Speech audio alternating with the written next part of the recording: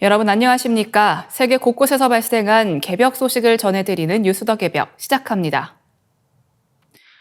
미국 연구진이 실험실에서 만든 미니뇌 오가노이드를 통해 조현병과 양극성 장애 환자의 뇌신경세포가 어떻게 다르게 작동하는지 규명했습니다. 인공지능 알고리즘이 이 차이를 구분해내면서 향후 맞춤형 정신질환 치료제 개발의 길이 열릴 것으로 기대됩니다. 존스 홉킨스대 애니카투리아 교수 연구팀은 환자와 정상인의 혈액 피부 세포를 줄기세포로 되돌려 전전두엽 피질을 모사한 뇌 오가노이드를 제작했습니다. 이 오가노이드에는 실제 뇌처럼 신경세포와 이를 감싸는 미엘린이 포함되어 있습니다. 연구팀은 인공지능을 이용해 뉴런의 전기 신호 패턴을 분석했는데 정상인의 경우 일정한 리듬을 보였지만 조현병 양극성 장애 환자의 경우 불규칙하고 뒤섞인 양상이 확인됐습니다. 머신러닝은 이를 83% 정확도로 구분했으며 전기 자극을 통해 신경 활동을 강화하자 구분 정확도는 92%까지 높아졌습니다. 이는 환자별 전기 생리학적 특성이 뚜렷하게 다르다는 사실을 보여주며 향후 정밀 진단과 치료제 적용에 활용될 수 있는 중요한 단서가 됩니다. 현재 연구팀은 실제 환자 혈액 샘플로 제작한 오가노이드에 다양한 약물을 적용하며 어떤 농도에서 신경 활동이 정상화되는지를 실험하고 있습니다. 만약 특정 약물이 효과적으로 신호 패턴을 교정한다면 환자 맞춤형 약물 처방이 가능해질 전망입니다. 정신질환은 뇌 구조 손상이나 특정 효소 결핍처럼 뚜렷한 지표가 없어 진단이 어렵고 환자가 자신에게 맞는 약물을 찾는데 평균 6, 7개월이 걸립니다. 연구팀은 오가노이드 실험을 통해 이런 시행착오를 크게 줄일 수 있다고 강조했습니다. 이번 연구 결과는 미국 물리학회가 발행하는 국제학술지 APL 바이오 엔지니어링에 게재됐습니다. 전문가들은 정신질환의 원인 규명과 환자 맞춤형 치료제 개발을 앞당길 획기적 성과라고 평가하고 있습니다. 중국에서 일본 제국주의의 과거 만행을 정면으로 고발하는 영화 콘텐츠가 뜨거운 반향을 일으키고 있습니다. 최근 개봉한 영화 731은 제2차 세계대전 당시 일본군 731 부대가 만주에서 자행한 생체 실험을 다뤘습니다. 개봉 첫날 티켓 판매 수익이 3억 위안, 약 585억 원에 달하며 중국 영화 사상 최고 흥행 기록을 갈아치웠습니다. 이 영화는 만주사변 발발일인 9월 18일에 맞춰 공개됐습니다. 중국은 이날을 국치일로 기억하며 매년 경보 사이렌을 울려왔습니다. 영화관들 역시 오전 9시 18분을 기점으로 경보음을 울린 뒤 상영을 시작했습니다. 작품은 수천 명의 중국인과 한국인, 러시아인이 세균 실험과 동상, 독가스 실험 등 극악한 방식으로 희생된 역사를 재현했습니다. 관객들은 오성홍기를 흔들며 관람했고 일본인들은 너무 잔인하다, 절대 용서할 수 없다는 반응이 쏟아졌습니다. 아사히 신문은 눈물을 훔치던 관객이 많았고 일본 여행을 거부하자는 목소리까지 나왔다고 전했습니다.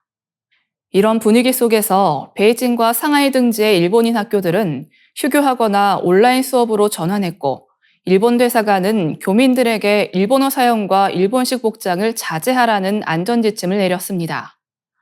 731의 흥행은 최근 중국에서 이어지는 항일 콘텐츠 열풍과 맞물려 있습니다. 난징 대학살을 다룬 영화 난징사진관은 개봉 열흘 만에 15억 위안, 약 2,880억 원을 벌어들였고 영국 포로를 구한 어부들의 이야기를 담은 둥지다오, 항일 역사를 기록한 다큐멘터리 서너 회 정도 잇따라 상영됐습니다. 중국 관영 매체들은 731 부대는 세계 최대 세균전 기지를 세우고 범죄 시스템을 완성했다며 그들의 죄악을 잊지 않는 것이 평화를 지키는 길이라고 강조했습니다. 영화와 드라마, 연극, 미술 등 다양한 예술 작품이 항일전쟁 80주년을 맞아 대거 공개되면서 반일 정서는 더욱 고조되고 있습니다. 이번 영화 열풍은 단순한 흥행을 넘어 역사 기억을 정치적, 문화적 도구로 활용하는 중국의 전략과 맞물려 있다는 분석이 나옵니다. 과거를 상기시키는 서사와 대중 감정이 결합하면서 동북아 정세에도 긴장감이 높아지고 있습니다. 미국 고등학교 졸업반 학생들의 학업 성취도가 30여 년 만에 최저 수준으로 추락했습니다. 코로나19 팬데믹 이후 처음 발표된 국가 성적표에서 학생들의 읽기와 수학 점수가 각각 1992년, 2005년 이후 최저치를 기록한 것입니다. 미국 교육부 산하 국립교육통계센터가 공개한 2024년도 학업 성취도 평가에 따르면 고등학교 3학년 학생들의 평균 읽기 점수는 1992년 이후 가장 낮았고 수학 점수는 평가가 시작된 2005년 이래 최저치를 보였습니다. 학생 3명 중 1명은 글의 핵심 내용을 이해하지 못했으며 절반 가까운 45%는 기초적인 연산 능력조차 부족해 실생활 문제 해결에 어려움을 겪는 것으로 나타났습니다. 대학 진학 준비가 된 학생은 읽기 35%, 수학 22%에 그쳤습니다. 학력 저하는 고등학교에만 국한되지 않았습니다. 중학교 2학년 과학평가에서도 평균 점수가 2019년보다 4점 하락하며 2009년 수준으로 되돌아갔습니다. 특히 성별 격차가 다시 벌어진 점이 우려를 더했습니다. 전문가들은 지금의 학생들이 10년 전보다 핵심 교과목에서 역량이 부족하다고 경고했습니다. 가장 심각한 문제는 교육 격차 확대입니다. 상위권 성적은 큰 변화가 없었지만 하위권 학생 성적은 역대 최저로 추락했습니다. 그 결과 상하위권 간 격차는 학업 성취도 평가 역사상 최대치로 벌어졌습니다. 브루킹스 연구소는 뒤처진 학생들이 더욱 뒤처지고 있다며 정책 부재를 강하게 비판했습니다. 전문가들은 성적 하락의 단기적 요인으로 팬데믹 기간 장기화된 비대면 수업과 높은 결석률을 꼽았습니다. 동시에 스마트폰과 소셜미디어 보급으로 인한 집중력 약화, 긴 글 대신 짧은 발췌문 위주의 수업 등 지난 10여 년간 누적된 구조적 문제를 지적했습니다. 정치권 반응은 엇갈렸습니다. 조시 W. 부시 행정부 시절 교육부 장관을 지낸 마거리 스펠링스 전 장관은 이번 사태는 미국 노동력과 국가 경쟁력을 위협하는 경제적 비상사태라고 경고했습니다. 반면 트럼프 행정부는 이번 결과를 연방정부의 교육 개입 실패로 규정하며 교육부 폐지론을 거듭 주장했습니다. 린다 맥마흔 교육부 장관은 성적은 추락하고 격차는 벌어지는데 매년 수십억 달러를 쓰고 있다며 교육 권한을 주정부와 학부모에게 돌려줘야 한다고 강조했습니다. 미국 교육계가 구조적 위기에 직면했다는 경고음이 커지는 가운데 학력 붕괴를 막기 위한 근본적 대책 마련이 시급해 보입니다. 국내 과학자들이 한반도의 기후위기가 이미 가속 단계에 진입했으며 앞으로 폭염과 가뭄 같은 기상재해가 더욱 강력하고 빈번해질 것이라고 경고했습니다.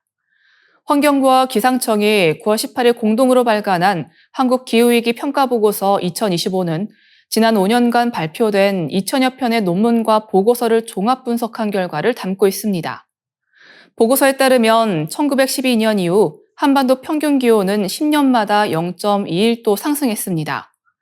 이는 2018년 이후 최근 7년 동안 온난화 속도가 뚜렷하게 빨라졌다는 것을 보여줍니다. 실제로 2023년과 2024년은 관측 이래 가장 더운 해로 기록됐습니다. 폭염일수 역시 현재 연평균 8.8일에서 2100년에는 최대 79.5일로 9배 가까이 증가할 수 있다는 전망이 나왔습니다.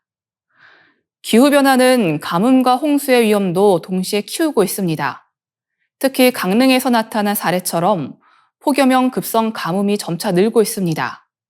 고온으로 수분이 빠르게 증발하며 짧은 기간 내에 가뭄이 발생하는 현상으로 동아시아와 유럽이 대표적인 취약 지역으로 꼽혔습니다. 생태계 변화도 심각합니다. 외래 붉은 불개미는 기후변화로 인해 내륙 확산 가능성이 커졌습니다. 현재 14% 지역에서만 기후 적합성이 확인됐지만 2100년에는 97% 지역으로 확대될 수 있다는 예측입니다. 또한 소나무 에이즈로 불리는 소나무 재선충병은 매개충이 북상하면서 경제적 피해가 늘어날 전망입니다. 농업 분야 역시 새로운 해충과 잡초 유입으로 타격이 예상됩니다. 해양 온난화는 수산업에 직격탄을 안기고 있습니다. 지난 50여 년간 우리 주변 해역 수온은 1.44도 상승했는데 이는 전 세계 평균보다 2배 이상 빠른 속도입니다. 고수온 피해로 최근 14년간 수산업 피해액은 3,472억 원에 달했습니다. 앞으로 양식 해역 수온이 최대 5도 상승할 경우 찬물에서만 자라는 우럭 같은 어종은 양식 자체가 불가능해질 수 있습니다. 전문가들은 새로운 대체 품종 개발이 시급하다고 강조했습니다. 정부는 이상기후로 인한 피해가 사회 경제적 취약계층에 집중될 수 있는 만큼 보호대책 마련을 최우선 과제로 제시했습니다. 이번 보고서는 한반도가 기후위기의 최전선에 놓여 있으며 늦기 전에 대응 전략을 강화해야 한다는 경고음을 다시 한번 울리고 있습니다. 이상으로 뉴스 더 개병 마치겠습니다. 시청해주신 여러분 감사합니다.